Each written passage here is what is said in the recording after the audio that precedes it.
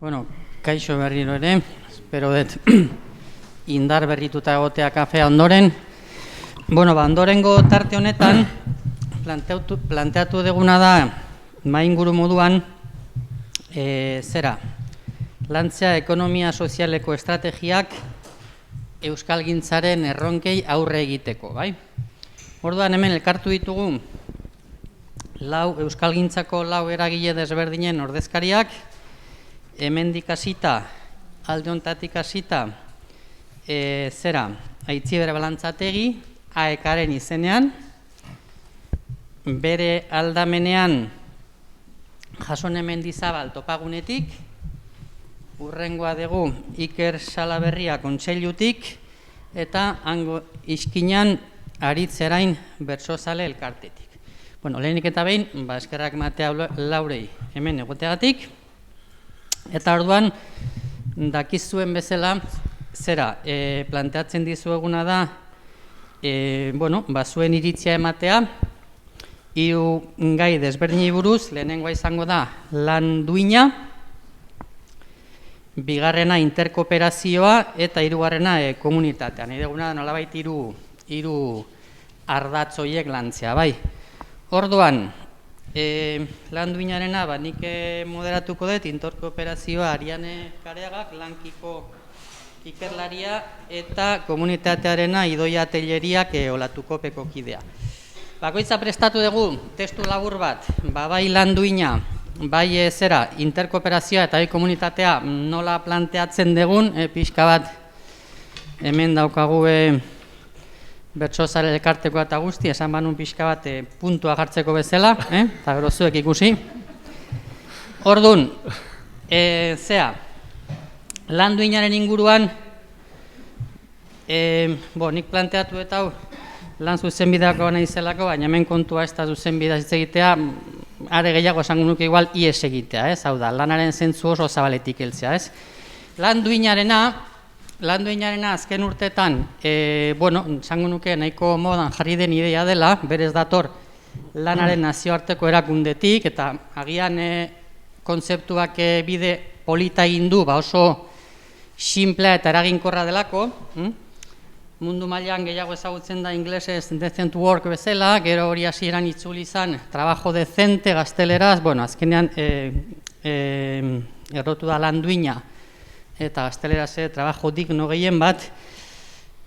Agian honek balio du pixka bat helburua betetzeko, hau da, lanaren ikuspegi zabaletik gehien bat, kontutan eukita, goizean eratera da eta denok ondo dakigu, euskalgintzaren barruan badago elementu politiko, elementu militante, elementu konstiente, borondatezko oso garrantzitsu bat, baina horrekin batera noski daude hainbat langile, bere soldata euskalgintzako enpresetatik, ikuspegi hortatik jasotzen dutena. Ez da orduan pixkat horren inguruan zen, nahi genuena pixka bat hausnartu,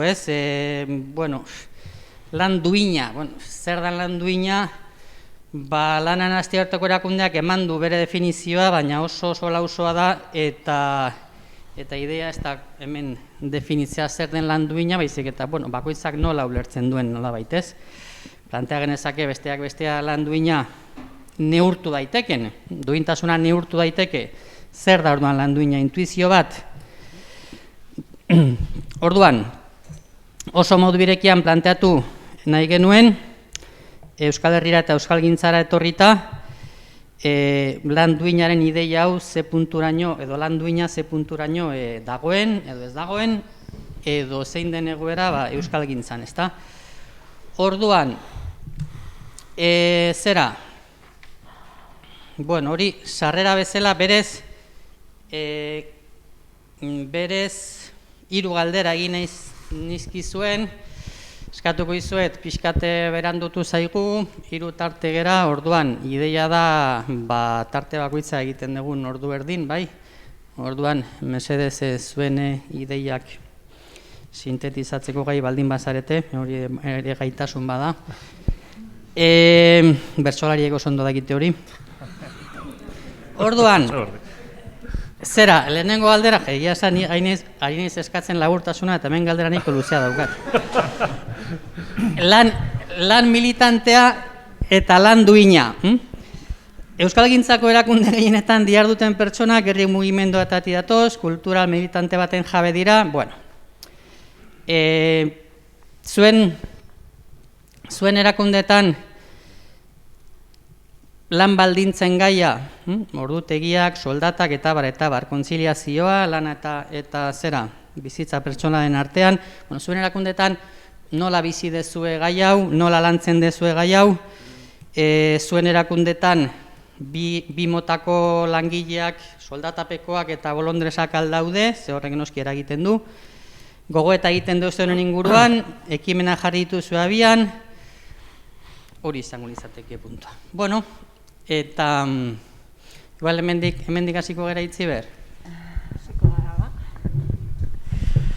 Bueno, gurean aekan hasieran elkartea ginen, ez da, eta 2002 geroztik kooperatiba. Eta, bueno, gurean argi izan genuen kooperatibako bidea hartu genuenean, herri honen euskalduntzea voluntarioen esku soilik ezin zala utzi, ez da, eta profesionaltasun bidea hartu behar genula. Eta horriekin genion, kooperatiba bitartez esan bezala, baina nahi genulako ere bermatu pixkat parte hartzea, danon parte hartzea nolabait bermatzea, ez? Orduan, momentu honetan, gehienak langile kooperatiba gara, langile zoilak iaia bat ere ez daukagu, oso gutxi izaten dira, eta voluntarioak momentu honetan ere ez. Voluntarioak oso unek zehatzetan, ez da, denok eukiko buruan adibidez korrika garaian, orduan bai, ze korrika voluntario eta herri barik ezingo litzateke egin. Eta berezak ere, herri eta voluntario gabe ezingo litzateke bizi, ze oraindik ere gaur egun korrikaren beharra daukagu bizi irauteko. Eta hala ere, voluntarioak izan ezarren gure lana militantziatik oraindik ere asko dauka, ze gure lanaren ardatza euskara da, ez da, eta euskararekiko konpromesu horretan basarri gure lan baldintzak ordutegiak aipatu dituzun horiek guztiak ahaztu edo alboratu egiten ditugu, eta hor etortzen dira batzutan lanak, ez da. Jendartean bezala, gurean ere orain gutxi hazi ditu agian aspaldi hazi behar ziren eztabaida batzuk zaintza, adibidez, zaintza pertsona erdigunera ekartze hori, eta adibidez berdintasun gaiak, ez da. Berdintasun diagnostikoa eta plana egin genituenean, esaterako militantzia ereduaren gainean hausnarketa sakona egin genuen eta oraindik hortxe gabiltza. Baina gero eta kontzienteago hori zer den lan duina, zer eskatzen duen, eta zenbat lan daukagun egiteko oraindik esparru horietan. Oso ondo, eskerrik asko Itziber, Jasonekin jarraituko dugu. Bai, bueno, eguerdion. Nik igual pitxin badenpora gehiago beharko dut, azalduta ze komplexua dan topagunea ulertuko dozu ezegatik, ez da? Topagunea sortu zuten tokiko hainbat euskal elkarteko 25 euskal elkartek 1997an, eta topagunea federazio modura dago eratuta, irabazi asmorik gabeko elkartea da. Une honetan, bereiztuko ditu bi maila, bata nazio mailako egiturarena, topagunea esaten dutenean nazio mailako egiturari buruz arituko naiz, eta gero euskal elkarteak eta elkarrekin zelabaiteko mugimendu bat osatzen dugu, ez, topaguneko mugimendua. Orduan, gure topaguneko jabeak, gure elkartea dira, eta zelabait, erabaki gune nagusiak elkarte bazkidek dauzkate, batzar orokor bat egiten da beraiekin urtean behin, eta gero zuzendaritza batzordea osatuta dago bazkideen ordezkariekin. Eta topaguneko egituran gaude une honetan bulego orokorrean 33 bat langile, eta gero herrietako zerbitzuetan beste 30-40 bat garaiaren arabera. Orduan hori da apurtxo bat gure gure argazkia nazio mailako egiturari dagokionez, eta barriz herrietan garrantzitsua da azpimarratzea tokiko elkarteak autonomoa direla, bakoitzak bere erabakimen independentea dauka, bere organoak, bere zuzendaritza batzordeak, eta oso egoera anitzak topatu alditugula herriz herri.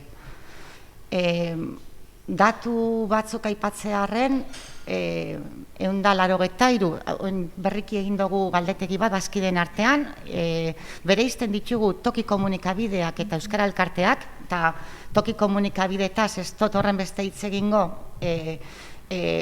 tokiko men daudelako erakundetuta eta gorputz profesional oso homogeneoagoa eta koherenteagoa daukatelako, komunikabideek ardaztuta, 200 bat langile daukate, eta barriz euskara elkarten eremua, kulturgintza, sentsibilizazioa, euskaraldia, aisialdia danetik egiten da, eta gero bestelako proiektu komunitario askotarikoak. Eta hor, egunerokoan, modu iraunkorrean 183 langile zenbatu ditugu erantzun dutenen artean, eta 182ak erantzun du, beraz, baina badago gorputza handi bat, elkarte askok, eta 154 esango naukerala, ez dauka liberaturik, ez dauka zera profesionalik. Orduan, antzerako proiektutan ari dira lanean, baina maila txikiagoan, borondatezko lan utzarekin. Eta, bueno, esan beharra daukat, oso zaila zaigula argazki orokor bat egitea, ez dau bataz besteko bat, ez dau zera bat, baina bai gehienak elkarte moduan daudela eratuta, badira kooperatiba, badirela bestelako enpresa egiturak, eta topagonari dagokionez, ni 2001etik nago zuzendari lanetan bertan, da 2002an lehen barne araudia landu zen, gaur egun genero plangintza daukagu, langileon garapenerako kompetentzia plan bat garatuta daukagu, baina bai egia da sentitzen dutela mugimendu moduan, aldaketa prozesu oso potentean gaudela sentitzen duten moduan, barrura begirako eraketari dagokionez, badaukagula zerrobetu mordo bat, ez da? Badago nolabait berria bultzaka eraketari dagokionez, eta esango neuke gure lana duina dela, baina hobetzekoak badaudela, eta bereziki argitze aldera nik egisa esan ariketa intot propio ez da gaurkora etortzeko, eta oso egitura horizontalak dauzkagula esaten dugu batzutan, baina badago jerarkia bat baita ere, ez da, hemen aipatu diran ereduekin alderatuta, eta seguruenik etorkizun baten gure lanaren jabeago izateko formulei begira jartzea interesgarria izango da, baina egia da, gurean, lehen aipatu duten oinarri sozialagatik, 20.000 bazkide dauzkagu, herriz herri, ez nazietasunetan sartuko, ez liatu aldaz, eta oso orpo lan egiten da herrietan, batzutan profesionalagoa dira lantaldeak, beste batzuetan oso elkarrekin egiten dira proiektuen diseinu eta plangintzak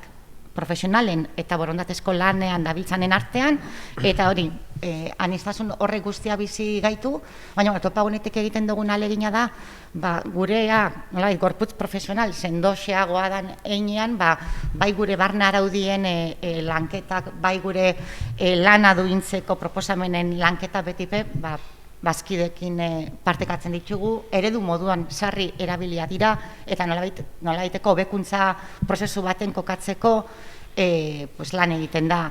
Hola, beste argazkitxo bat da gurean 70%, mugimendu osoan langileen 70% emakumeak garela, eta beste bat lan jardunei dagokienez, gutxi gora bera esango dutzuet, baina 183 langile daudela elkartetan aipatu dut, baina 140 bat izango da jardun osoz, eta horti bera, portzentai ezberdinak ez da, orduan, duintasuna, segun eta soldati dagokien ezke, gure buruan ez institutaren deliatzeko, gure dago, daude, nola kokatzen gara, eta tokoak naberatik ez, euskalgintzako nazionalako zenbait egiturekin alderatuta, azpili dago, azpilekiko alderatuta, balintza, soldata balintza hobeak ditugu, eta elkartetan instituzionalak prekaritatea handia da,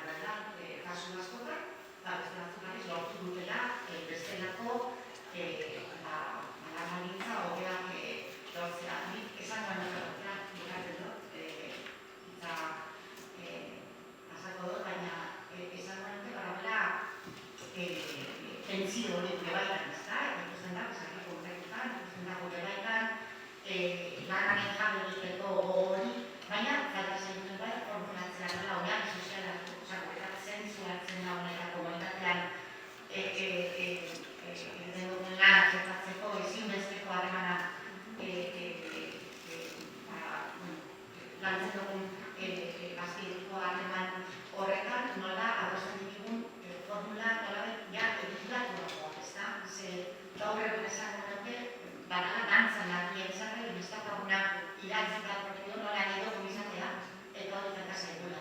Orduan, horretak egon handia da, oso zabaltasun handia dago, hartanak azaltzea dela eta minak eta desmotivazioak ere bai ikusten ditugu, ezta?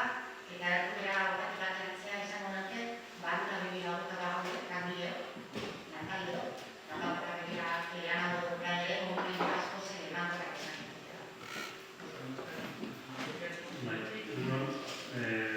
Bueno, nik hasio dut esanez, galdera entzutenean, galdererako bazela, ea euskartu gure honen inguruan, erantzatzen bai. Euskartu duen inguruan, ni ere izortuko kontsiliko erania da, eta gehiago hausnarketa. Eta lan duina, militantzia horren inguruan, zera hausnarketa egin dituan eta ditugun taldera. Bueno, euskartu bizitzea hori hartuta, euskartu gatzeko bai, eta hor, abian puntuan lana nola begiratzen dugun, uste dut, garai batean oso ezberdin bizi zela, eta adibidez, nire aitan ere herriko harakina zen, ez? Eta maila batean horrek markatzen zuen bere leku herrian, bere nortasuna maila batean, eta herriko harakina bezala, zegoen herriko igeltserua, herriko liburuzaina, udaltzaina eta barrak, ez?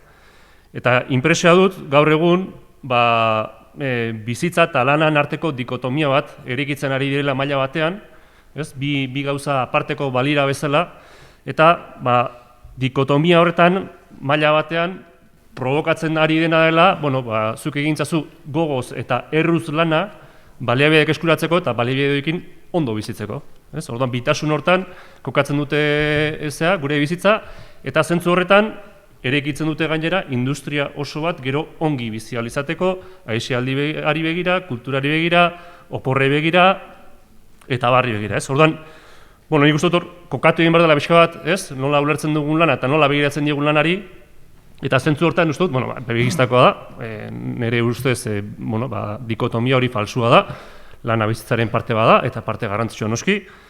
Eta zentzu hortan, asmatu beharko dugunuke, lana eta bizitza nola josten ditugun behar bezala, ez?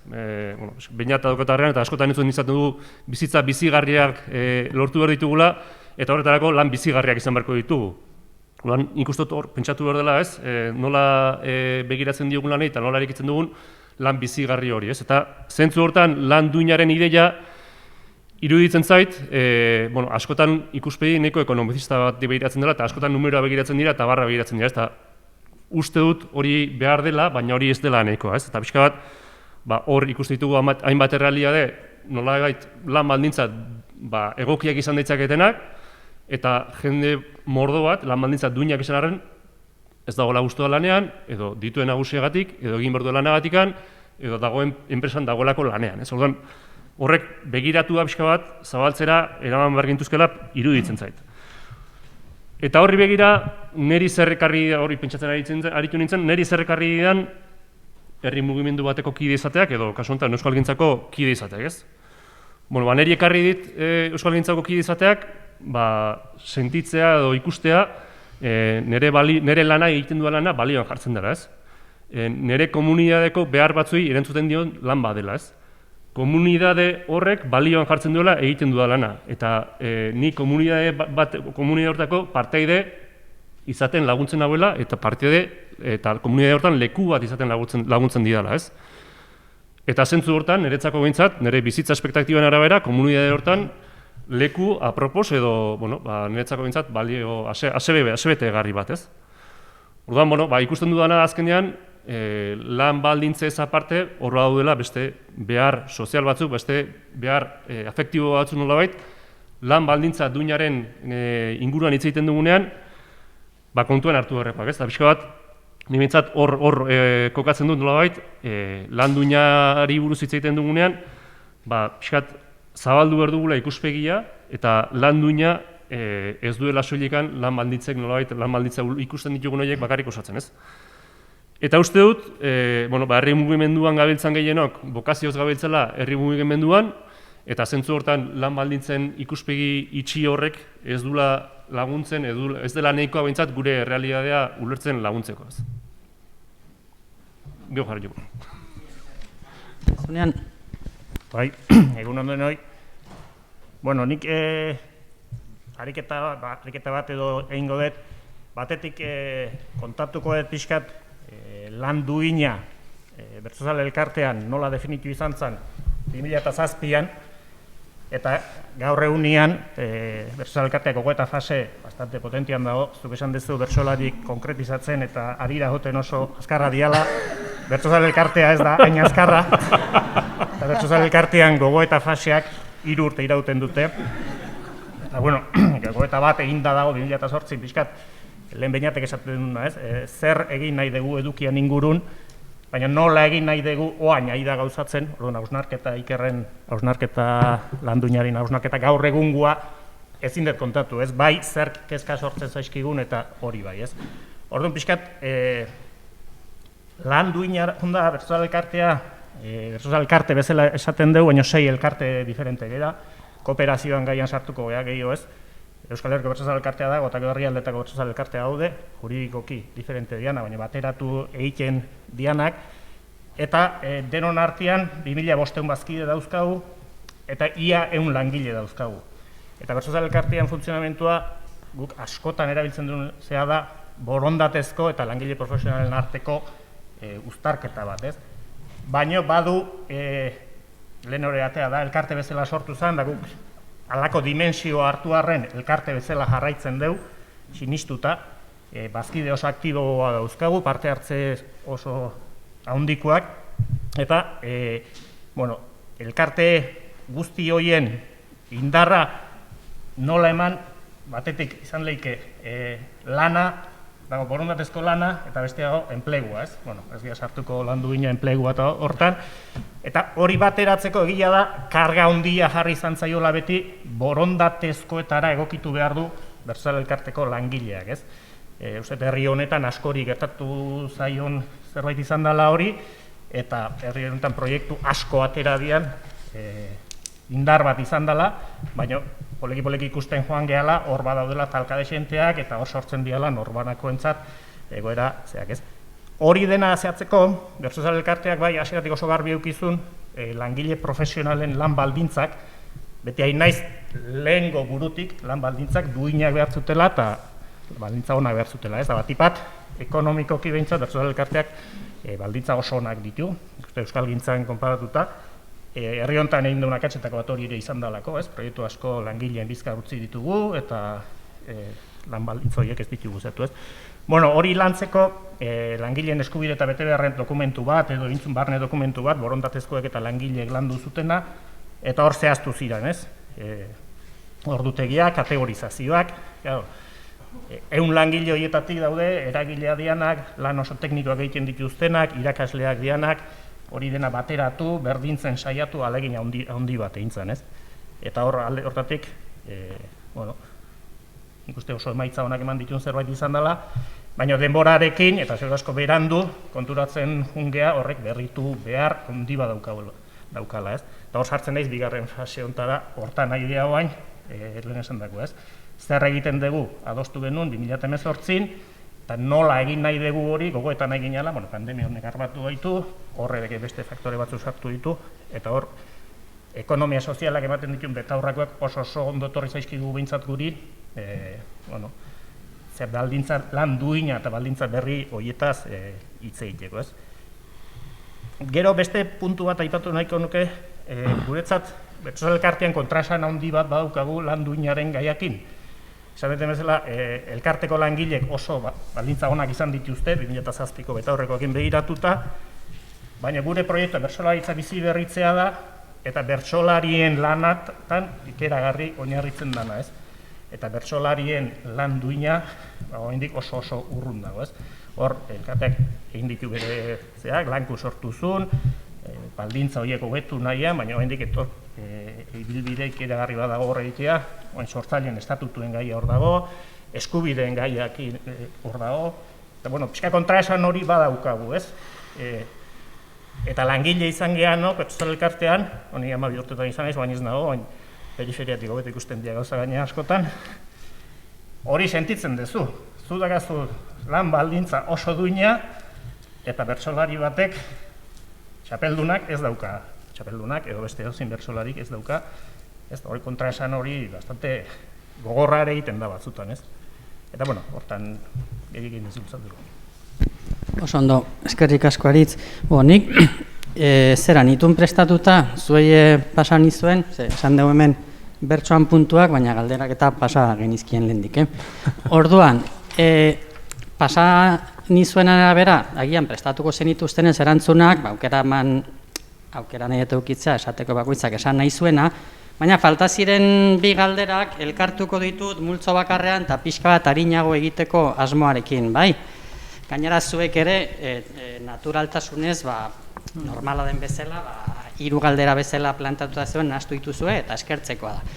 Hau da, idea nagusia izango litzateke berriro lan duina, hemen kontua ez da hori aztertzea hitzarmen kolektiboak aplikatzen dien edo ez, lan duina bere zentzu zabalenean, ez? Pixka bat horra adibidez, bota duen ideia Ikerrek, ez? Bera nola sentitzen den, langile bezala, ase betetzen duela komunitate baten parte aktibo izateak, eta horrek berak sentiarazten duela komunitateko kide dela. Esan nahi dut, falta ziren bi galderak lotzeko nolabait, zuen erakundetan nola garatzen den langileen parte hartzea, ezta? Eta hori nik uste lotu dezakegula berriro ere eta borabiltzeko lan duinarekin, esan nahi dut. Langileen parte hartzea berdin zait formala, informala, langileen nahia, langileen kezken arabera zer da benetan estimatzen dena, eskatzen dena, zer da lan duina edo zer da lan baldintzetan langileek lehen etxiko luketena deitu diezaiogun lan duina edo lan desiragarria edo nahi zuen bizar, bai? Orduan ingo dugu azken olatu bat, hori izango izateke 6. uste, bainat, eta hemendik hasiko gara berriro Aitziber. Bai, gurean lehen ez dut aipatu, oso erakunde onditsua gara, ez da, egun 500 bazidetik gora gara, eta lurraldetasunean ere Euskal Herri osoan aritzen gara, pixkat berezitua iparralde hegoalde oso saia dalako oraindik ere batera lan egitea, baina hegoalden behintzat oso egoera bertzuan, bai? Mantentzen dugu lurraldetasunari begira, zein lanaldiei begira, berdintasuna lanaldian eta soldatan, eta horri eusten diogu, egin batean ere, lanbaldintza hoie danontzat berdintzu izateko gure lanean, ez da? Zan bezala, erakunde oso handia gara eta oso sakabanatua, hegoalde osoan, egun herritik gora dauzkagu euskaltegiak, baina hala ere parte hartzea bermatua daukagu, bai? Azten gara batzar txikienetatik, erabakigune txikiena euskaltegia litzateke, ez da? Eta amaitzeko gure batzar nagusia. Azken finean, erabaki guztiak, erabaki esanguratzu guztiak eta batzar nagusitik pasatu behar dira, eta batzar nagusian eztabaidatu eta onartuak izan, bai? Orduan, azken finean, bazkide guztia daukagu parte hartzeko modua. Egia da, iaz pandemiarekin ere oso saila egin zitzaigula eta horrekin bat egiten du lehenok epagezan dauenarekin, ez da? Onlineko hori oso ondo dago, asmatu behar izan ditugu bideak eta tentazioa ere egon da, noizbait, honek funtzionatzen du eta danok elkartu beharrean online aldugu boskatu, euskaltegian eztabaidatu eta gero, baina guk presentzia horri eutzi nahi diegu, uste dut oso garrantzitsua dela bertatik bertara eztabaidatzea, bestela bidean gauza asko galtzen dira, eta gainera elkartzeak ere badauka, ez da, zerbaiten parte garela sentitze hori, eta erakundea, ez da, zerbait bizia eta pertsonak osatua dela gogoratzea. Lehen atxan bezala, gurean nahiko sektore prekarizatua da. Ontxe zer egiten hasi da, eta hain zuzen ere egiten hasi da batetik urtetan zehar sektoreak egindako aldarrikapenei erantzuna emateko, baina baita ere egin den ikerketek argi utzi dutelako gurea helduen euskalduntzearen sektorea badala pixka kinkan dagoen sektorea, ez da? Sartzen ari dan sektorea da, ateratzen direnak, sartzen direnak, baino gehiago dira, eta hor, zen esan handia eukiko du, lan duin horrek, ez da? Jakina, gustora aritzea, euskalgintzan aritzea, herri proiektu batean aritzea, guztiz betetzen gaitu, baino jakina, batzutan ere bizi egin behar da, bizigarri hori, ez da? Bizitzak bizitzeko daude, eta hor galtzen ditugu, beti oraindik ere profesional asko, zoritzarrez, galtzen ditugu urtean eta urtero, eta hori ezin dugu ahaztu. Jarraitu behar dugu lanean duintze horretan, gure lana jarraitzen dugu modu profesionalean egiten, aekan irakaskuntzaz gain modu integral batean aritzen gara, erabilera lantzen dugu, praktikatu, aholkularitza, hainbat esparrutan aritzen gara, eta lurraldetasunak edo nazio mailan lan egiteak hori doko ere, ez da? Administrazio desberdinekin egin behar dugu lan, erritmo desberdinetan, eta nahiko zaila izaten da hori guztia uztartzea.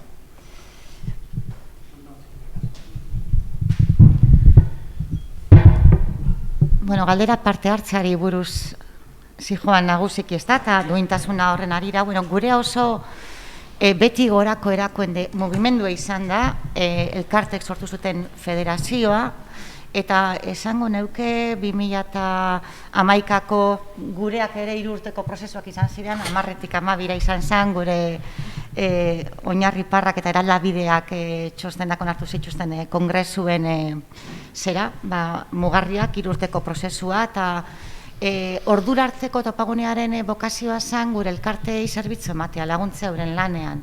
Eta hori izan nagusiki tokikoak zuen indar nagusia, eta horri begira egiten geuen lantaldetik baita ere, eta gure organoetatik. Orduan eskatu zitzaigun, onartu zen, eta gogo eta horren emaitza nagusinetako bat izan zen, behar zela bebai nazio mailako proiektu bat, behar zela lidergo bat, behar zela Euskal Herria ere irudikatu, ez da, mugimendu moduan, eta hor lan baten hasi ginen.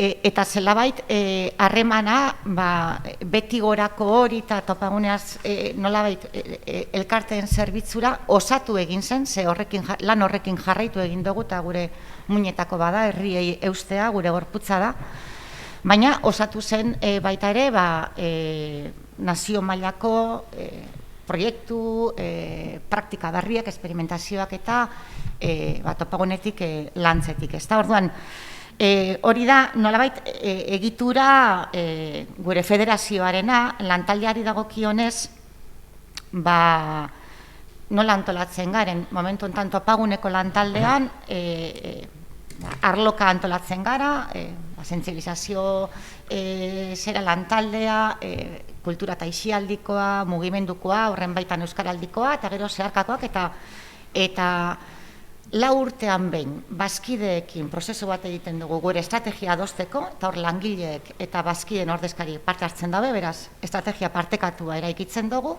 eta gero, 4 urteetan zehar, horiek urteetara eramaten ditugu, eta hor, pixu gehiago hartzen dugu profesionalok.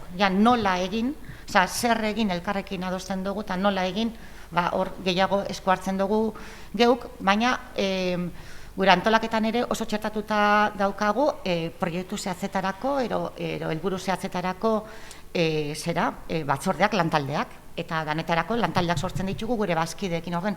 Etengabe gaude eurekin kontaktuan. Bueno, askoz gehiago egon gintzezke, hori bada.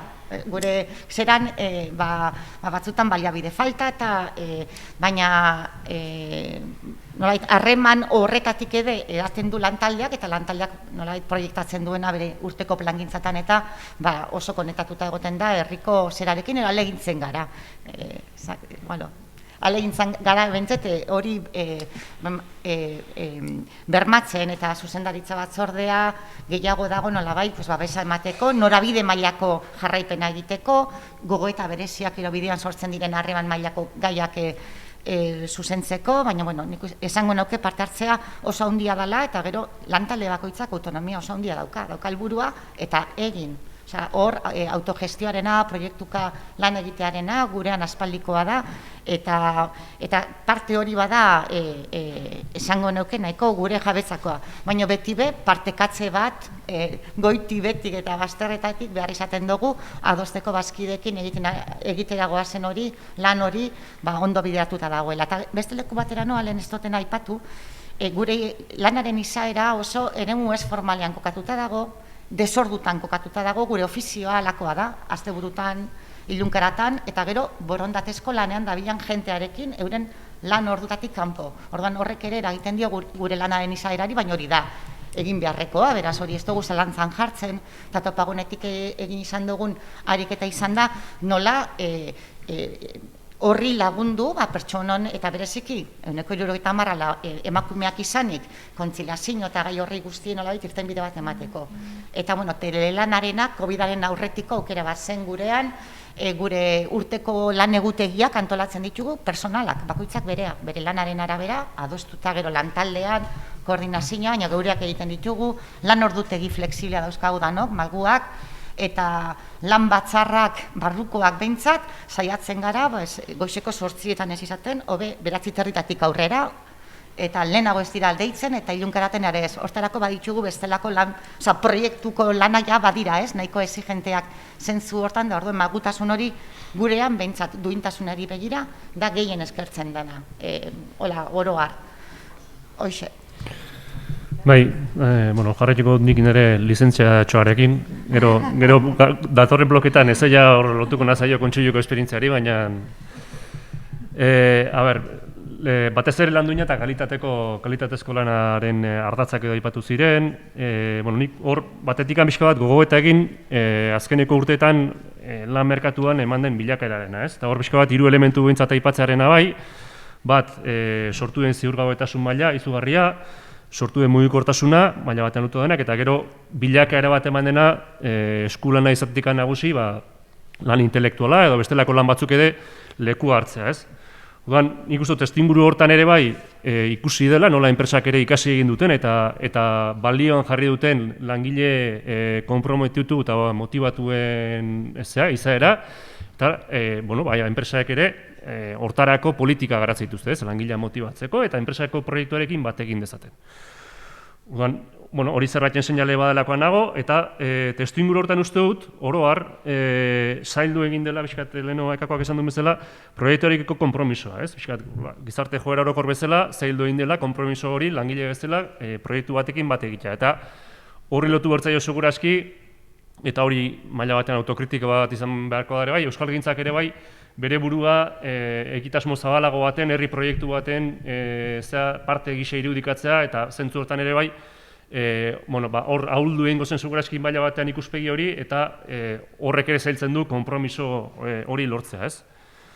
Hori alde batetik. Bestetikan, esango nuke, garai batean, herri mugimendutako kidegoa, militantzia, hein handi batean gizonezko ez osatuta zegoela, oso maskulinizatu zegoen esparru bat zela, eta horrek ekartzen zuela ere bai, zaintza lanak beste batzuen bizkar joatea, ez? Eta gainera, garai batean ere, nolabait koherenteena eta iraultzaileena eta egokiena jotzen zen, ordu mugari gabe ibiltzea zehatan, ez? Herri mugimenduetan eta militatzen eta barrean. Uste dut gauzak aldatzen ari direla zorionez, esango nuke zaintza lanak eta lan erreproduktiboa balioan jartzen ari dela, eta nolabait ikusten ari dela gizartean lan produktibo ez aparte, lan erreproduktiboan ere beharra dagoela gizarte behar izanei erantzuteko, ez? Eta pixka bat, alde hortatikan garai bateko militantzia ereduak edo herri mugimenduetan aritzeko ereduak sortzen zuten desoreka eta bar, auzitan jarri behar dela eta problematizatu egin behar dela, ez? lagun batek esaten zian, gaur egun gizonek egin dezakegun militantzia ekintzarik iraultzaileena zaintza lanetara dedikatzea dela, ez? Orduan, pixkate, espazio publikoa irikitzeko emakumei, ez? Orduan, bueno, horiek esan da pixka bat, nik lau ideia aipatuko nituzke, lan kalidadezko lana eta lan duinaren inguruan, batetik hasieran esandakoa, lana bizitzaren parte bada, parte garrantzitsua, nolabait lana ulertuta gainera, gizarte bezala ditugun behar izanei erantzuteko jarduera bezala. Bigarrenik aipatuko nuke, lanak gizartean gure ekarpena egiten eta gizartean gure lekua egiten laguntzen digula, eta gustoko lana den neurrian horrek asetu egiten gaitula. Gustoko lana ez dela norbere autu personal hutsa, gizarte joerek ere hori markatu egiten dutela, eta gaur egun orain arteko joerak pisu nabarmena lan erreproduktiboan jarri dutela, eta hor lan produktiboan markatu, eta hori orekatu inberko litzatekela, pixka bat, eta joera izan berko lukela balioan jartzea bai lan produktiboa eta reproduktiboa, eta pixka bat horri buelta bat ematea.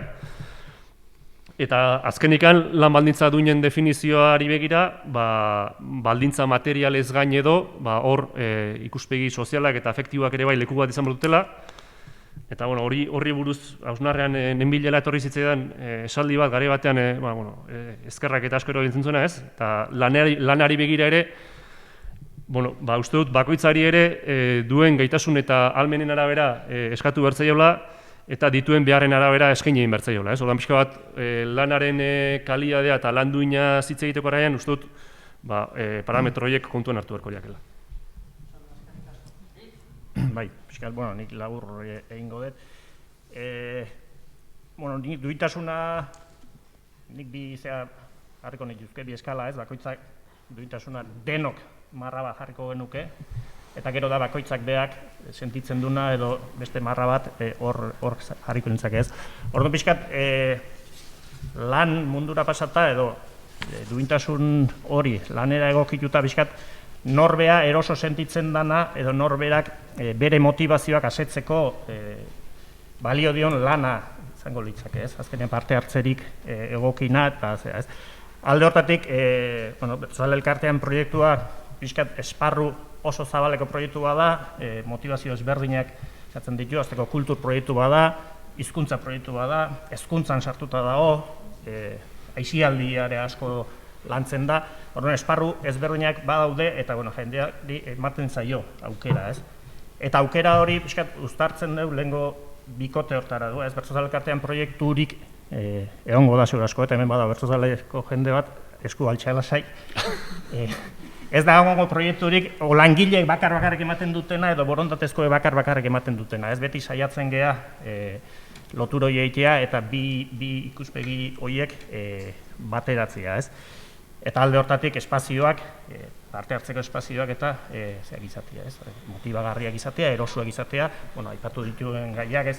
Gurean ere, lehen hori izan, gaina Bertzale Elkartean, bertsolaritza oso lotuta egon da, ez?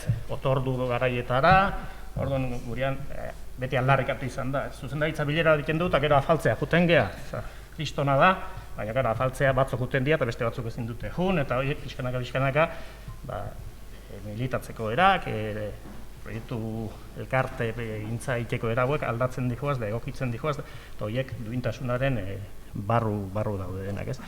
Piskat guri gertatu zaiguna, iruditzen zait askori, aisialdia, militantzia, lana, esparru hori asko trinkotzen dela, eta askotan bereizten ere kosta egiten zaigula, eta kasu batzutan hori kaltegarri ere bihurtzen dela norbera entzat, ez? Eta, piskat oreka horiek mantentzen, horregatik da, gogo eta prozesu mantxo hontan, baina hori jarri beharko genuke oinarrin, ez?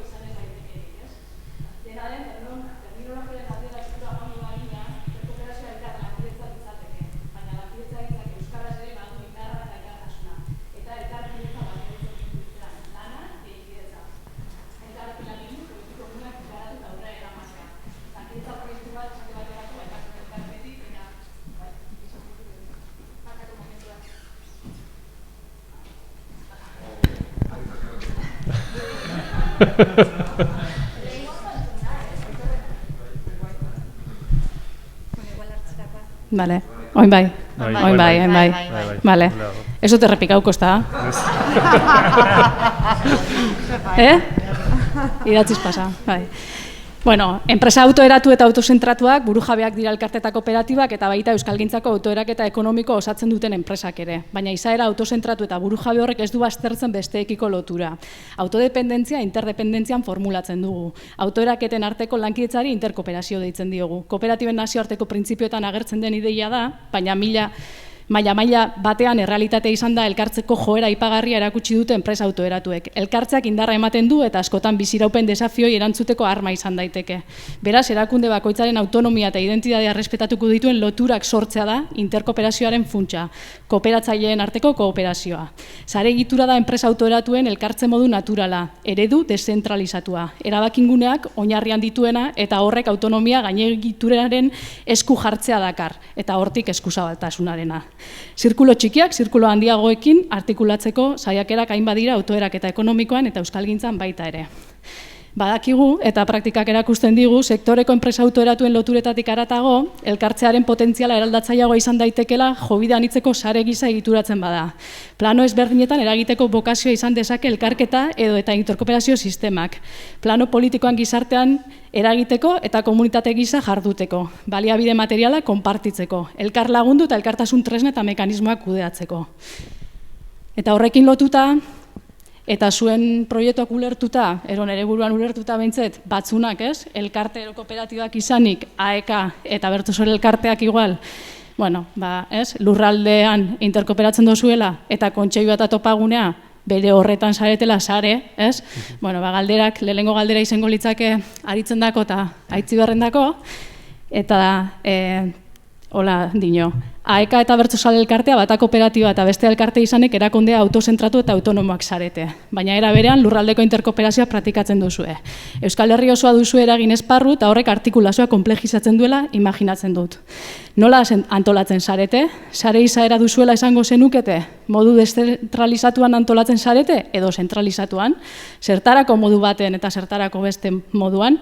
Zein koordinazio mekanismo dituzue? Zein zailtasun, desoreka eta erronka parte hartze instituzionali dagokionez?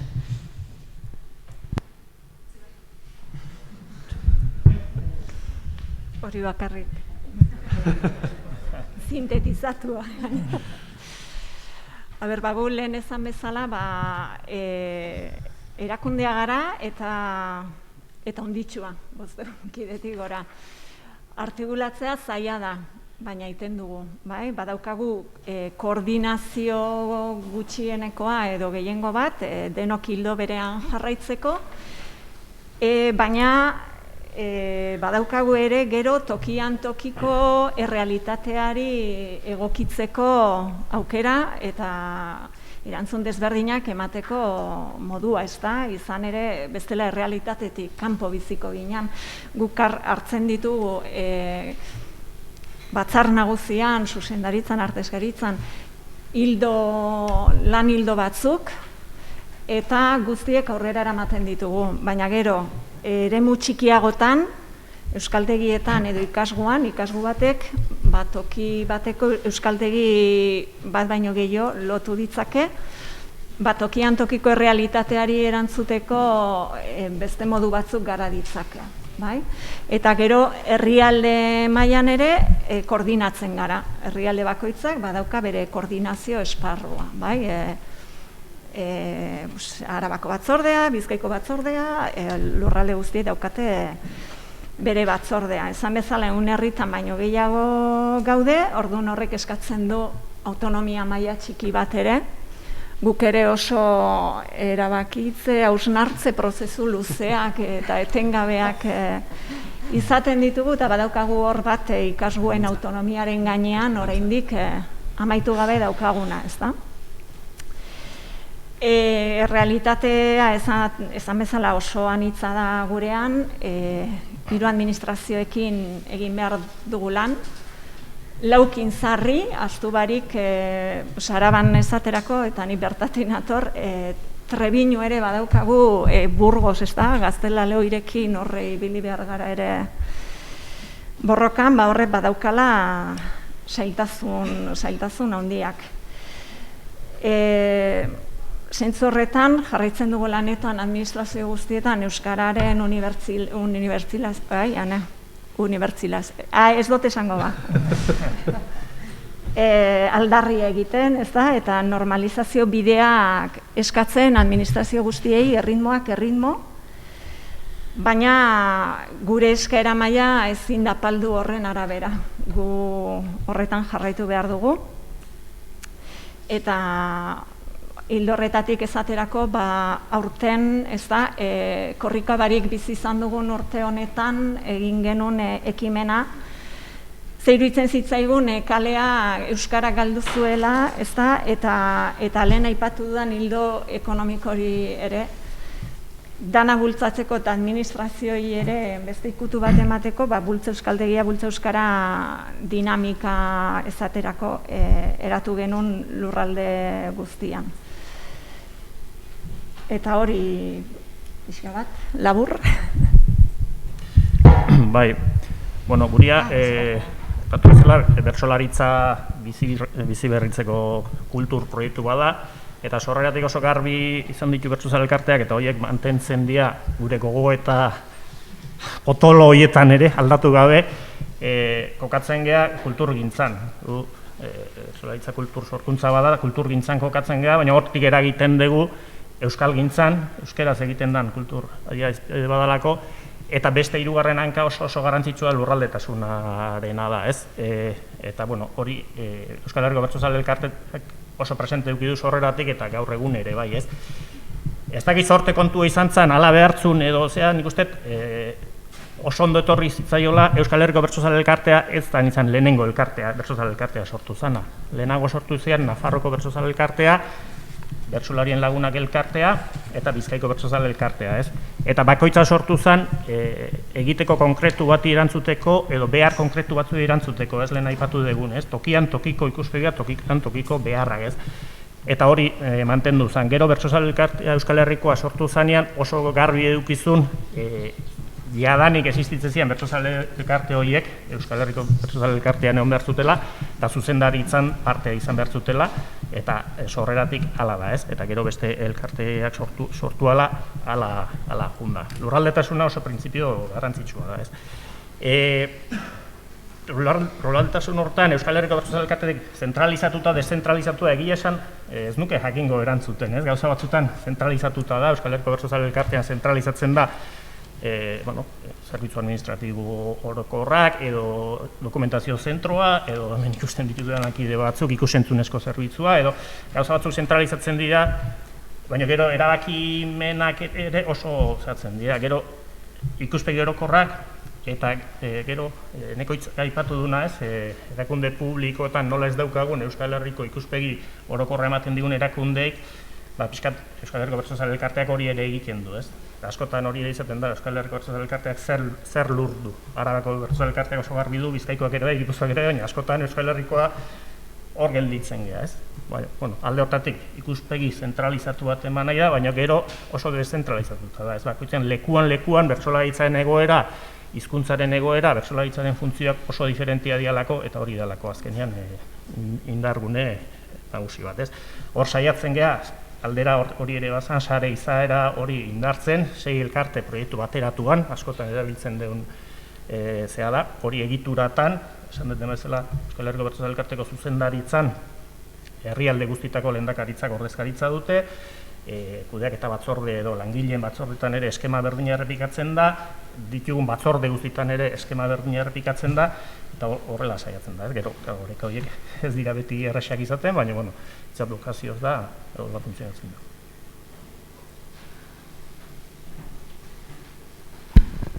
Bueno, oso ondo eta bigarren galdera igual zuek erantzuteko, Iker eta Jasone.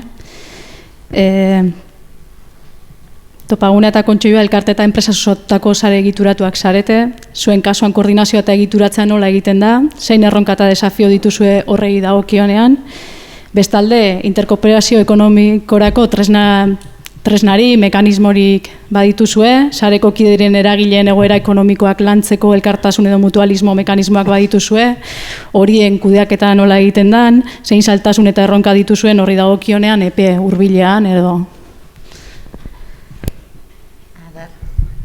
Ez da samurran beste galderari erantzutia.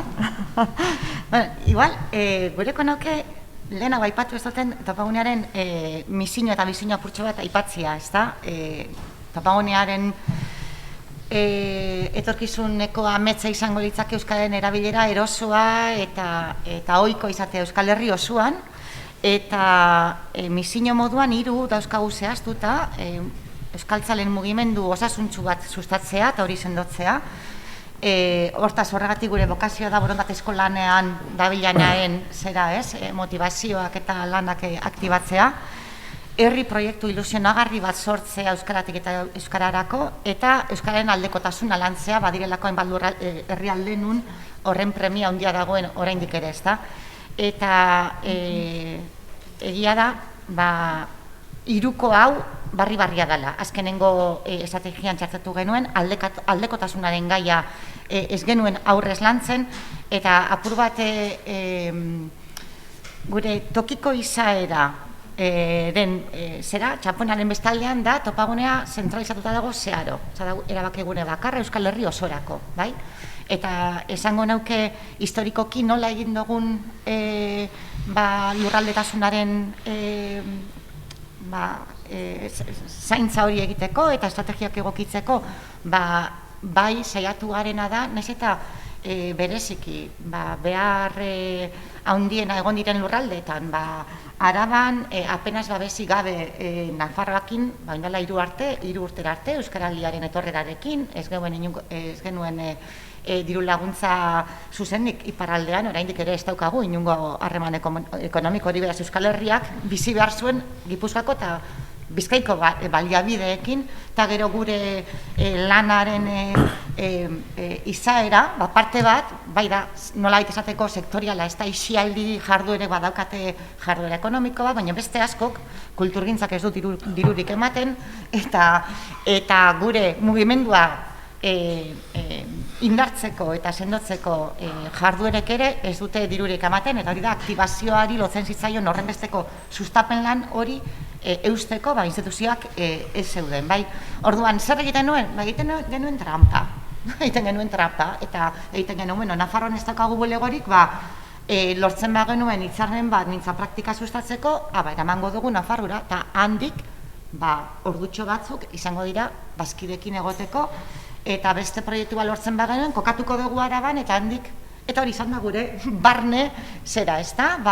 Baliabide gutxi, zer egin handia, eta zentralizatuta dugu hori, ze utzi izan bagenu autonomoki eusteko tokikoek ez zeukaten baliabiderik. Orduan, horren egitura, bigarren mailako egitura bat egiteko, Araban, Nafarroan, ezinezko zerak zeuden. Eta baditugu, instrumentala baditugu, Araba gara, da Araban nolabait harreman instituzionala errazteko instrumento bat, Nafarroko topagunea ere eratuta dago, baina zuzendaritza batzorde bakarrean nolabait hartzen dira erabaki guztiak, baina hori, esango neukena da, lurraldetasunaren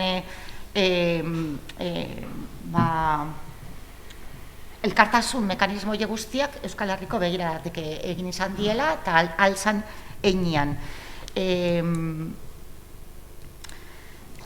Barkatu, galderen zeran? Guk berriki onartu dugu elkartasun kutxa bat eratzea. Lehenago egiten genituen proiektu zehatzetarako zailtasunak zeuden kasuetan baliabide apur batzu jarri, baina elkartasun kutxaren sorrera igazko batzar nagusian onartu zaren topaguneak, eta orain falta zaiguna da dirua. Elkartasun kutxaren kontzeptu bat zera badauzkagu formulatuta, lehen diru sarrera lortu geuen igaz saldu genitxun bandero latatik, eta hortik tokiko proiektu batera joango da diruaren erdia, eta izan zen hori bat, eta gero beste lortutako etekinen beste erdia une honetan bizi gaituen beste eraketa prozesu baten estrategikotzat jodan aisialdi sektorea artikulatzeko proiektuan inbertitzea erabaki da. Orduan, mekanismo txikia dauzkagu, 3 gutxi daukagulako, baina horiek martxan daude, eta bueno, uste hemen utziko dut. Bueno, bale, nik Zer geratu da jantzun barik, ez da? Nik nire lizentzia bokatu, orduan kontsilua ere buruz itzen gut, eta saiatuko naz motxian ikan gaina. Bueno, kontsiluai daukionez, hizkuntza politiketan are egiteko bilgunea da, kontsilua, dakizuen bezala, eta bueno, hemen alboan ditudana gure bazkia dira, eta guk beti esaten dugu, hori dela kontsiluaren handitasuna, alegia hainbat eragile, euskalgintzako eragileak bere bazki izatea, eta hori dela bere konplexutasuna, hori guztiak kudatzak, konplexutasun bat ere suposatzen duelako noski. Beti aldarrikatu izan duena da, azkenean kontsilua sortu zela, bazkideek euren kaxa egin ezin zuten hori egin ahal izateko, eta azkenean bazkideek euren kaxa hizkuntza politiketan eragiteko eragin mugatu izan zezaketen ez, batuta, elkar hartuta edo nolait, eragin jalmela handituko zen ikuspegiarekin ez.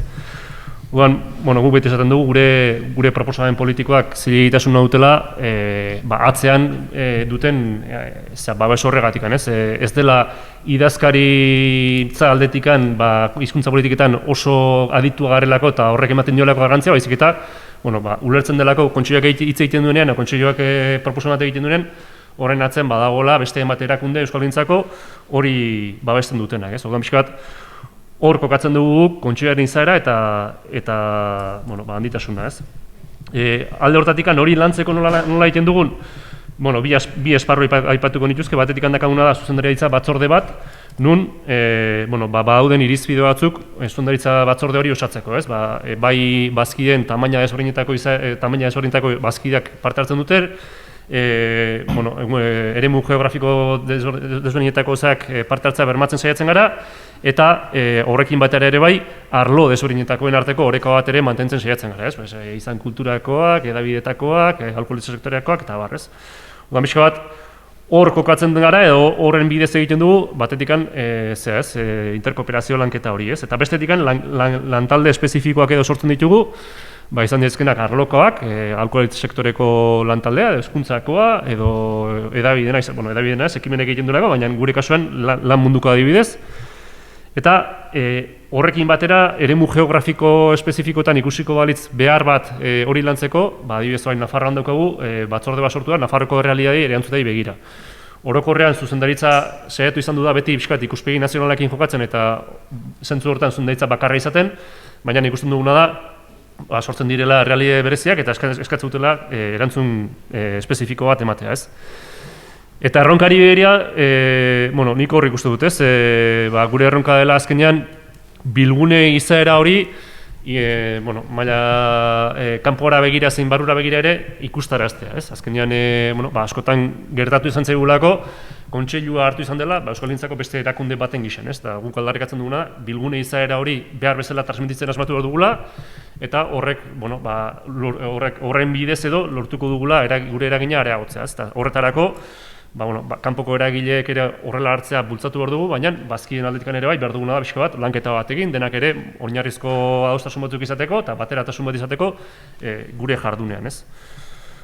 Eta horri begira ere bai guk askotan aldarrikatu izan dugu, ez? Kontseiluaren proiektuan maila batean bazkideek euren proiektu bezala ikusi eta bizi behar dituztela, horrela ulertzen dugulako kontseilua, ez? Eta momentu batzutan ikusten badute proiektu horiek ez dituztela ikusten edo sentitzen eurena bezala, agian pentsatu behar dugula beste proiektu batzuk garatu behar direla, ez? Baina pixkat ikuspegia guk lantzen dugunean bazkideekin hori da. Paperean eta RS idazten da, baina gero praktikara eramateko bere konplexutasuna ditu, ez?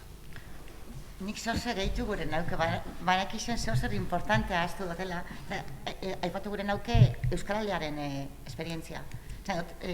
Oiko elkarte sarearen baitako deskribapena indot, baina topagunearen ikuspegitik Euskaraldia antolatzearen arrazoia bat, hizkuntza praktika barriak lantzatzea gizartera hori bazen, baina bazen euskaltzaleen mugimendu zabalago bat eratzea eta Euskaraldiko lauren herri batzordeak sortu izan dago, eta izan da ikaragarria.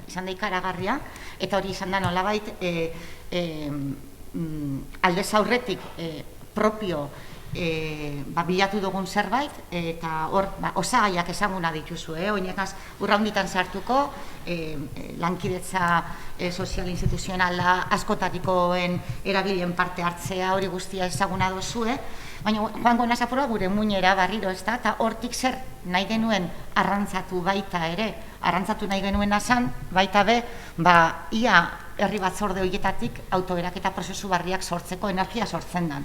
Eta hori ez da evidentea, hori aipatu nahi nauen, ez da? Badaukagu jente mordo bat lan bat egiteko prest, voluntario sare oso zabalak, baina autoeraketarako behar dan energia askoz potenteagoa da. Eta hori gaurkoan iruditzen jaten, badazala ideia garrantzitsua,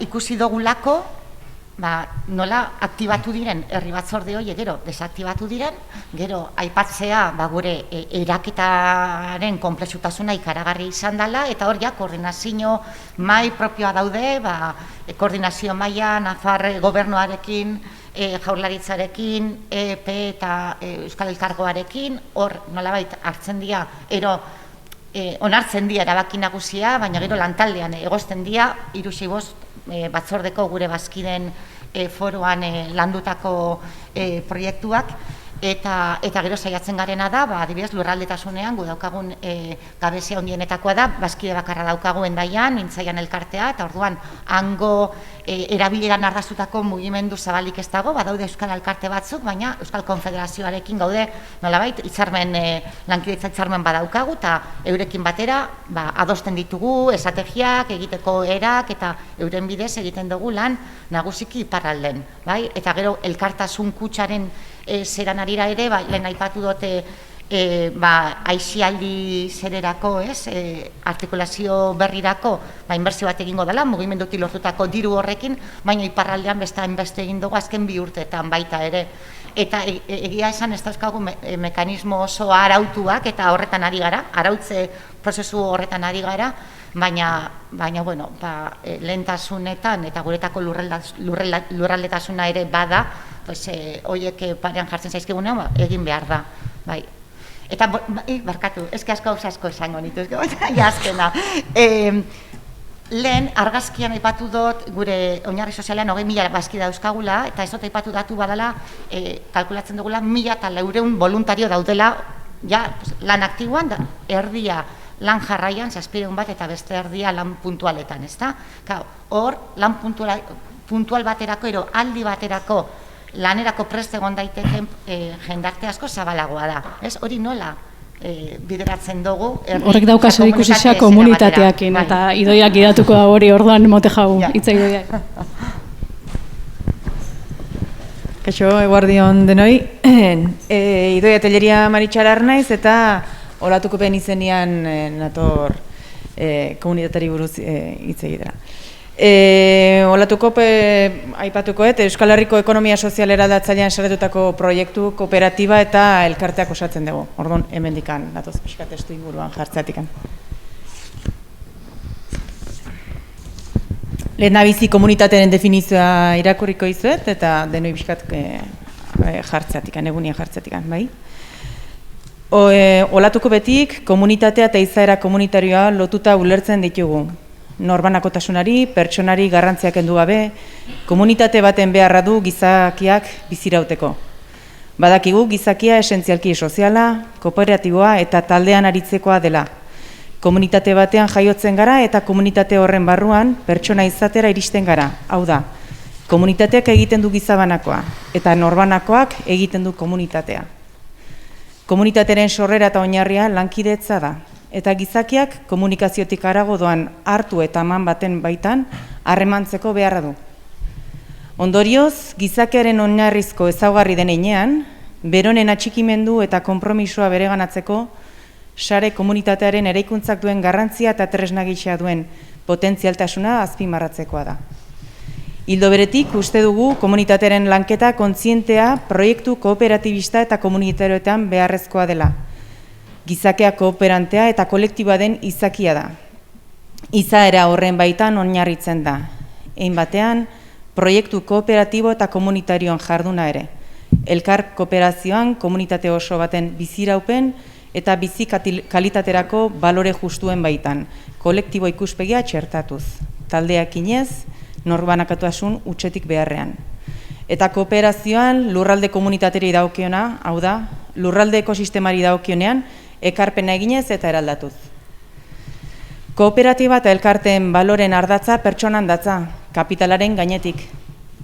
Komunitaterako interesa eta eraldatu zein eragiteko nahia ageri dira. Kooperatiba proiektuak beraz, esentzian, komunitatetik eta komunitatearentzat sortua izan da, izaera komunitarioa dute. Finean, pertsonak erdigunean jartzen dituen ereduaz ari gara. Bizigarria eta bideragarria den proiektu baten baitan eraiki asmoz egina.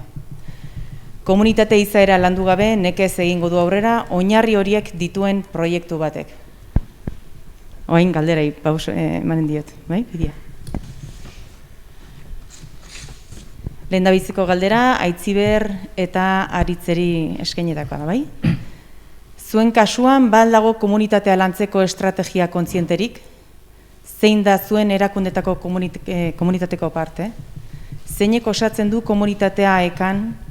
Zeinek bertsozale elkartean?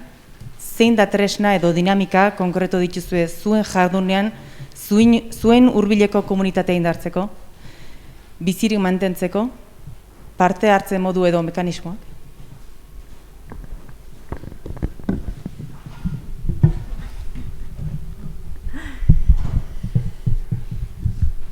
Ea ba, gu badaukagu ez da gure misioan komunitate zen hori eta lehenengo eta behin zein da AEK-aren komunitatea, uste dut oso anitza dela, ez da, lehenengo eta behin segurazki AEK-ideok sartuko ginen komunitate horretan, baina ezin dugu ahaztu, gure gertukoenak, gure ikasleak, gure bezeroak, Euskara Planetan eta ibiltzen diran guztiok, ez da?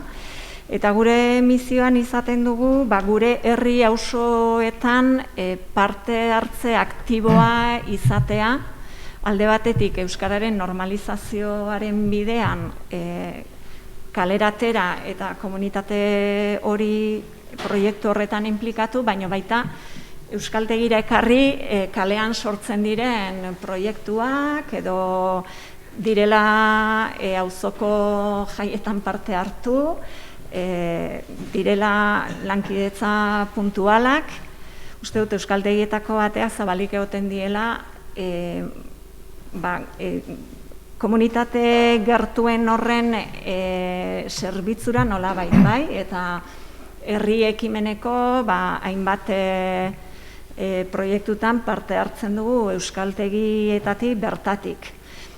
Eta gero badago, nik uste dut, agian ja AEK beste makro batera eraman da, ez da, komunitate oso zabala eta lankidetzarako bide ematen duena, bai? Hainbat proiektutan hartzen dugu parte, esaterako Garabiderekin ere sinatuta daukagu hitzarmena, Kitsua hizkuntzan laguntzeko, kideak joan izan dira laguntzeko, hortan gure esperientzia, ez da, helduon euskalduntzen esperientzia pixkat helarazi eta zelan lagundu asmatzeko, eta uste dut komunitate handi horretan eta lankidetza mundu horretan korrikak ezaterako sekulako bidea zabaltzen digula, bai? Korrikan ikustut badala Euskal Herri mailan euskararekin ez da egiten den ariketa potentena edo potentenetarikoa, ez da, oso indartsua da, eta ematen digu bide hainbat arlo lotzeko, batetik aldarrikapena eta administrazioi begira eta abar, hainbat ekimen eta bultzatzen ditugu, baina baita herritarrekin, herritarrak auzo edo herri batzordetan antolatu, lanean jarri, hor bai voluntario sare sekulakoa lotzen da urtero. aurten ere aipatu du, korrika atzeratu behar izan dugula, eta horreuki dugu ez da elkartasunerako bide maitagarriak, iparraldean antolatu zen herrika, ez da, herritik sortua, eta gu AEKari laguntzeko nahian, guk eskatu gabe, eta hori itzela da, lortzea indar hori komunitatetik, itzela da. Gero ematen digu parada, beste urrutiagoko komunitate horrekin, diasporarekin lan egiteko, Euskal Herritik kanpo biziran Euskaldunen komunitate horiek, desberdinak, oso anitzak dira, eta zaila izaten da, danak bateratzea, baina sikira 2 urtetik behin edo batzuk luzerago, elkarlan hori, azkenean lankidetza hori da, ez da, harremana mantendu, eta zer esanik ez, korrika aizpak, ez da, Bretañan, Korsikan, Katalunian, zabaldu diren korrika hoiekin lan egitea, gure komunitatea, hizkuntz gutxituen komunitate hori zabaltzeko eta lankidetzan aritzeko ematen digu parada. Ez da soilik karrera garaiko horretara mugatzen, esaterako iparraldeko kideak egoten dira harremanetan Bretañako korrika aizparekin, didaktika proiektu batzuk aurrera eramateko, eta edo aurten Bilbon izan den hizkuntza gutxituen jardunaldietan parte hartzeko. Orduan nik uste dut oso komunitate zabala dala, zeintzu txikian ekideok eta egunerokotasun horretan ikaslok osatzen duguna, baina lehen esan bezala, benetan AEKak momentu honetan herri barik zingo litzateke bizi, eta hori ez da hola lausogarri izatearren errealitatea da. Guk oraindik herria behar dugu, eta komunitate hori zabaldu, trinkotu, eta harremanak egunerokoak dira. Bueno, bai, Bertsozal elkartean ere komunitateak garrantzi handia dutako. Zabala da, anitza da, askotan esan izan dugu barrutik erdi txiste bezala, eta kanpotik ez dakiz txiste bezala edo sekta bat gerala, baina, zein ez da sekta bat euskalgintzan ez, eskerrak batzutan. Baina, komunitate izaera hori sorreratik etortzen da ez, bertsolari behar hartzen dute, bertsolaritza bizi berritzezkeroz, garai hartan, 1985ean antolatu behar dutela, eta berehala konturatzen dira, Imanol Lazkanok anekdota kontatzen du, behaie bakarrik ez dutela lanik egingo orduan bertsozaleak behar dituztela. Baina hori ere erditxiste bezala kontatzen dana da, azkenean bertsolaritza zaintzeko, bertsolariak eta zaleak bilak behar dituzu. Horra hasten da lehenengo komunitatea eraikitzen, eta hori zabaltzen juten da, bazkidetzara, eta lehen aipatu dudan bazkidetza horrek dituen ezaugarri parte hartzaile guztira, eta poleki bertsolaritzaz arduratzen dian beste eragile guztiekin elkarlana eskaintzen dula jartzen du, Euskal Herriko Bertsozal Elkarteak bere zehatlan, Badago ikuspegi bat ere, Bertsozal Elkartea dimensioz da handia da, eta badirudi bertsolaritza dan guztia bea kontrolatzen dula eta bere esku dagoela, Eta ez dut uste hori hala denik eta ez da ona litzatekenik, Lehen esan dugun hori, lekuan lekuko realidadea lekuan lekukoak ezautzen dute, eta alde hortan oso garrantzitsua da, eta komunitate garrantzitsuena esango nukenik bertso eskolen sarea eta bertso eskolen komunitatea da, Azkenean, lehen Maialen aipatu du baten batek, eta Maialen ekotazun baita ere bertsolaritzaren kanpamentu basea diala, Eta, mekanismoaz galdetuta, Bertsozal Elkartea, bertso eskolekin duen harremana zaintzea da gure komunitatea zehatzeko zaik nagusiena, Bestalde, bertsolaritza anitza da, gero eta anitzago, eta azkeneko azterketa soziologikoan hori nabarmendu da, eta, komunitate bateko parte gea, baina aniztasun hori dena kudeatu behar da, oso garrantzitsua da horren kontzientzia hartzea ere, Piskat hori izango litzake bertsolaritzak duen komunitate sekta hori. Eta gero beste sektatara pasata, hemen aipatu dira, euskalgintzako komunitateko parte sentitzen gehiago, kulturgintza, piskat hori gertatu zaigu, euskalgintzan oso kokatuta sentitzen geha, baina kulturgintzan ez dago hainbesteko sarerik, ez daukagu hainbesteko harremanik, eta gure azken gogoetan kulturgintzako komunitate horren falta somatu dugu. Eta piskat hor lanketa bat egoikia, Eta, bueno, guretzako ere garrantzitsua dana, nazioartean ere baduko beste komunitatea, gugera azkenean ahozko improvisazio kantatuaren Euskal adierazpidea, eta mundu mailan erreferente izan gintezkenak baita ere, bere bilakaerangatik, eta ez. Eta hor askotan eskatu izan dut zaigu, pixkat komunitate hori saretzeko ahalegin bat egitea, ez. Eta guk ez dugu asmatu izan, eta hemengo erakunde publikoek ez digute asko lagundu, bide batez, esango dut. Baina, bueno, pixkat gure komunitatea hori da. Tresnatara junda, pixkat, komunikazioaren gaia arbatza da, kohesiorako, gardentasuna eta gertu sentitzea eta iristea beste geruza, ahalik eta geruza zabalenea. Eta leheno, pixkat ez dut aukeraik izan, Jasonek aipatu du elkartasun kutxa, guk ere elkartasun kutxa 2006-tik daukagu, eta, bada ez elkartasun kutxa bea bakarrik, ez? Eta egitura ekonomikoari ere begiratzea gogoeta egiteko garaian, beste gogoeta 3. hori dugu, ez bat edukia da, bestia nola egingo dugu, bestia da zerekin egingo dugu. Eta horren gainean gogoetatzea, eta horren bueltan tresnak eraikitzeare oso komunitate egiteko modu garrantzitsua da, ez? Azkenean egitura deno dakigu, ekonomiak izaerak aldatu ditzake, helburuak aldatu ditzake, eta guk horretan elkartasun kutxarekin esperientzia oso ona izan dugu, elkarteen artean desoreka handia zeolako finantziazio gaitasunean, orduan hori orekatzeko tresna bat sortzeak izugarri trinkotu du komunitatea. Eta are gehiago ez, bain kontuatu geha, beste behar batzuk ere badiala, behar bertsolarien egoera baina pandemia garaian, horri nola erantzuten dio, zeinik erantzuten dio, eta baita ere lehen esan dakoa ez, ekonomiak beak gu elkarte izatetik, 6 elkarte, 100 langile izatera pasatzean, zure helburuak, zure egiteko moduak, zure ausardiak ere aldatzen dijoaz, ez? Eta batzuk ausartago izango dira eta beste batzuk ez, baina pixkat mekanismo batzu landu behar ditugu, horiek bermatzeko zure izaera, ez? Bazkide kritiko batek behin bilera batean esan zian, lehen bertsozal elkarteak egin behartzan egiten zuen, eta baina aldun egiten du.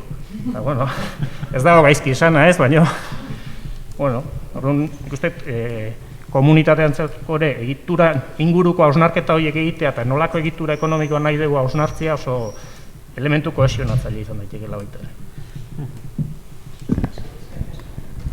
Eta bigarren galdera, Topaguneko Jason eta Kontseiluko Ikerrentzat. Interkooperazioa eta eragileen arteko lankidetza komunitate moduan ulertzen badugu, zuek Euskal hiztunen komunitatearen parte eta eragile zarete eta era berean Euskalgintzako komunitateko kide eta eragile ere. Zein da zuen iritzian, hizkuntza komunitateri egiten diozuen ekarpen nagusia?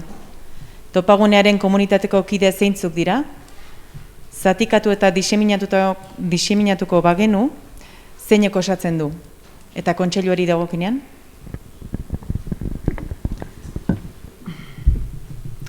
Bai, nik bereiztu gura nituzke bi plano, eta muinean jarriko nauke lehena dela euskaltzale jentea artikulatzeko, trinkotzeko, komunitatea nolabait artikulatzeko bokazioa dauka Topaguneak bere sorreratik, lehen euskal elkartea sortu zenetik, euskaldunan nun daude, euskaltzalean nun daude, bildu gaitezen, eta zer behar dugun euskaraz bizitzeko antolatu daigun. Eta, horren baitan kabizen zan baita be, aldarrikapena, exigentzi maila, kontzientziazioa, ez da? Eta gero, ziklo ezberdinak egon dira horretan guztian, baina euskaltzale jentea biltzea da. Gero etorri ziren sektorea, gero etorri ziren da zer egingo dugu, komunikazio sistema bat antolatu geuretzat, ez da? Geure burua ikusteko, gertuko komunikabideen zeratan, ez da? Gure herrialdizkarietan, geu kontatuta eta geure hizkuntzan, erose sortuko dugu, isialdia, horreta gazteentzako, mila gauza egin horren bueltan, esango nuke sistemikoki nagusiki euskal elkarteak kulturgintzarekin lotuta, kulturgintzatik dator euskal elkartea eta euskalatik dator, baina kulturgintzarekin zeharo lotuta egon dia gure euskal elkarteak, eta kulturgintza landuko dagoeneko 85 seguruenik, danak espadia, beste sektorea leku batzutan bai, beste leku batzutan ez. Baina pertsona norbanakoak saretzeko eta trinkotzeko eta alduntzeko jaio ginen eta horretan gabiltza. Nola edatu zen gure mugimendua? Lehengoko euskara elkartea sortu zen eta esango nuke bi lanketa berezi aipatu aldirela, ez da? Aedek eman zuen alde batetik pentsamentu mailan, eta adorez eta atzeginezen lana, eta txepetxen teoriaren zabalkundea, eta egon zen hildo bat, eta bestea praktikaren eremua, ez da? Eta gure buruari izan diogu baita ere, topagunea praktika komunitate badala baita ere, bai? Pentsamentua partekatzen da, leku batzutan gehiago garatu da, beste batzutan ezain beste, baina praktika komunikatearen idea ere bada, nolabait guretako urteko proiektuen azoka elkarrekin partekatzea zer egiten ari garen, eta hori leku ezberdinetara hedatzea, hori da egunerokoa, eta gero azpimarratzea sortu diren behar horiek ez direla, alde batetik badagoela berariaz euskara lantzeko hildo bat, baina gero komunitateak ze behar du hori sortu daigun euskaraz, orduan oso lotu izan da egiten dena, eta seguruenik zera arlorik ikusgarriena toki komunikabidena izan da, eta prestigiatuena, eta horrek bai nolabait ematen zion prestigioa egiten ari zen lanari, baina gero alako loraldi bat, aipagarria prestigio hori aukiduen zerik ez da egon, ez bada, oin euskaraldiarekin etorri dena, baina ja ez da sektoriala, ez da, ja beste gauza bada. Eta barriz, komunitateen lurzoru horretan ikusten ari garena, banetako posgarria da, une honetan egozten ari dan labako proiektua, ez da, hemen Gaztelu plazan irekiko dan proiektuarena, hori ere txikia izango da, baina dago jak, ez, Iruñako bihotzian, eta hor bildudan komunitate anitza askotarikoa, arpegi berriak, eta nolabait, bai bilgune bat emateko euskaltzale jenteari, bai kultur sektore moduan, bai bertako produktuen lanzamenturako, eta badakit ideia gehiago ere badaudela, Aiaraldeko entzun dugu, ikaragarria, ez da? Gauza xumeagoak ere, baina oso lotuta horeretakoak, laba izaterakoak ari dira, odole mailen zera hori antolatzen, ez da? Orduan, zer behar dau komunitateak, hori oso lotuta dago, eta topagunetik egiten duguna da antenatxoak. Ez, gero, elkartrukeak egon daitezen, ze hori guztia ezin da antolatu Euskal Herri mailan, baina bai alda, nolabait, zabaldu eta lagundu aldan einean, ikusten danean zorze gorputza hartzen dauela. Horren, nik horri erreparatuko nioke alde batetik, gero dau Euskaraldiko komunitatea. Eta hori da, gizarte zabala, ez da inbeste euskaltzale jentea eta muineko pertsona horien, nolabait, antolatzea herrietan, bada, Euskal Elkarteak ez dauden herriak, askoz gehiago dira, Euskal Elkartea dauden herriak baino, ez da? Eta hor, alde batetik, Euskaraldiak antolatu duen tresneria hori guztia, eta hor komunitatea oso zabala da, eta, enpresak ere hor daude, entitateak, askotarikoak, eta hori ia asmatzen dugun, ez? Hori artikulatzen, eta horrak kuldu lana egiten, baina aipatu gure neuke, guretzat, eta lehen aipatu dut, aldaketa zera sakonean sartuta gaudela, esperimentaziorako gaudela orain, ez da, oso zaila dela, komunitario jentea modu iraunkorrean aktibo aukitzea, gizarte baldintzek ez dago laguntzen, eta une honetan buruan daukaguna da, euskaltzale aktiboen sare bat osatzeko, proiektu bat lanean gabiltza, Euskal Elkarterik ez dagoen lekuan ere, modu jarraian, pertsona horiek, sarri Euskal Elkartek ez daukate ez liberazioak, ez baliabideak, etengabe bazkidekin harremanetan egoteko, euskaltzale jentearekin harremanetan egoteko. Baina topagunetik modu bateratuan, eta herriko lanaren osagarri hori egin liteke. Eta hori antolatu guran gabiltza, hori ikusiko dugu nola gero josten ditugun elkarten lanak egituratu gabe, baina euskaltzale sare aktibortako kide egiten diren euskaltzalen lanak, eta hortxe daukagu erronka, ez? Nola beraien baliabidea denporak eta antolatu, herriko elkartetara zeratu, eta hori da apur bat ikusten dugun esperimentazio bide bat ikusteko ia militantzia modu barriak eta harinagoak, likidoagoak nahi duenak asko eman, nahi duenak gutxixiago emateko, hori elikatzeko gai garen. Bai, gure kasuan esan dut ez, hizkuntza politiketan eragiteko bilgunea garela, eta zentzu hortan, askotan aipatzen dena gurean da, alderdikeriak eta saihestearen ikuspegia izan da, euskararen beharretatik hitz egiten dugula, ez? Guk kontseiluak hitz egiten duena, euskararen beharretatik hitz egiten duela.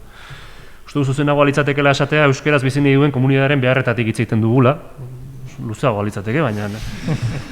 Uste dut zentzu hortan, komunitateari zer eskintzen diogun, gure bokazioa da azkenean komunitatearen behar eta interesak politika publikotan eragina izan dezaten eta politika publikotan gauzatu daitezen eragitea, ez? Orduan pixkat, Kontxoiak hor egiten du, hor egin egin duintzat bere ekarpena, ez? Eta zein den gure komunitatea edo, gure komunitatearen oinarri nagusia gure bazkia dira, gure bazki erakundea dira, hor esan dut, arlo desberdinetako bazki daude, 25 bazki dira, eta, hori da oinarri nagusia.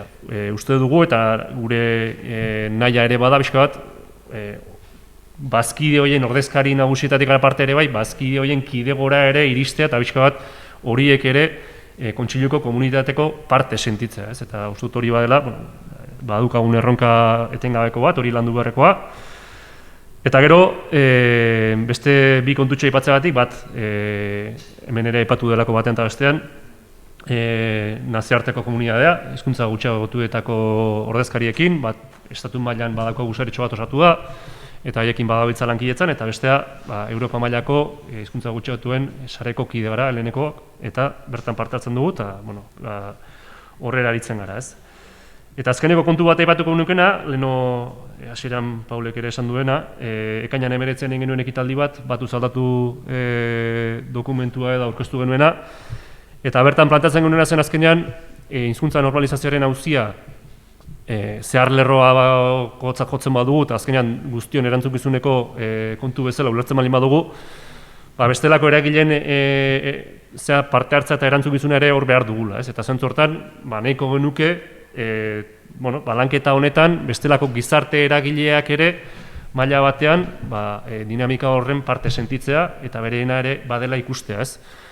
Eta horrek, noski, planteatu duena da, guk hainbat eragile interpelatu ditugula, bereiek ere osatu dugun proposamenarekin bat egin dezaten, eta bueltan ekarri dezakena noski, gu ere interpelatzea eta gu ere beste komunitate bateko batzuetako partaide izateko planteamenduak egitea, eta hori ikusiko dugu zer datorren, baina uste dugu bide hori arakatu beharrekoa dela eta landu beharrekoa dela.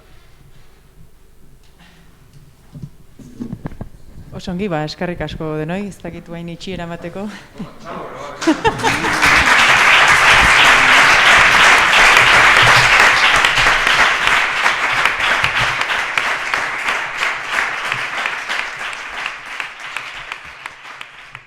Bueno.